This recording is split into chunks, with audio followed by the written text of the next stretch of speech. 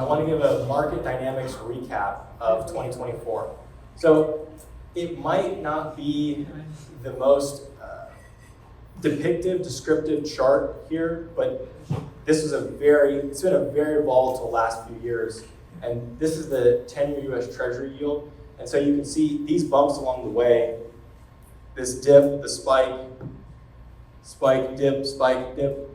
This is a very difficult environment to make sense of deals, to transact, to have confidence, right? You need to know the future, you need to feel like you know the future in order to be able to transact. So the last couple of years have been bumpy to say the least.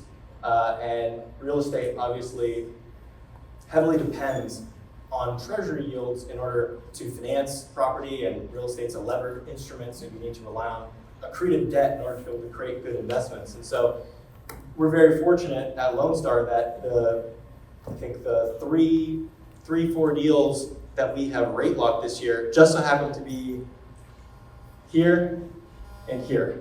So we got very lucky. That's a really good year for us. But to recap it, in 2023, the market had substantially changed from 2022. We saw cap rates expand, rates go up, and investor sentiment shift dramatically to a much more cautious sentiment, bearish, fearful. So it was harder to raise capital. A lot of investors were scared, and for good reason. It was a very uncertain time, and there weren't that many transactions happening, so people didn't really have a sense of what was going on.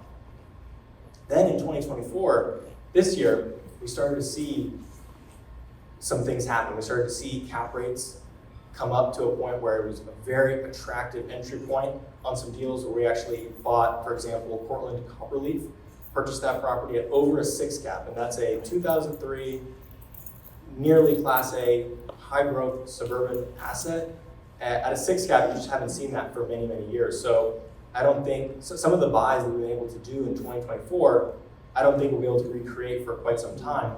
And again, you can identify good deals all you want, but if you don't have the capabilities to actually put the debt and the equity together, then you don't have a transaction. So you don't have the ability to even pursue some of these great opportunities without strong investors like many of yourselves in this room.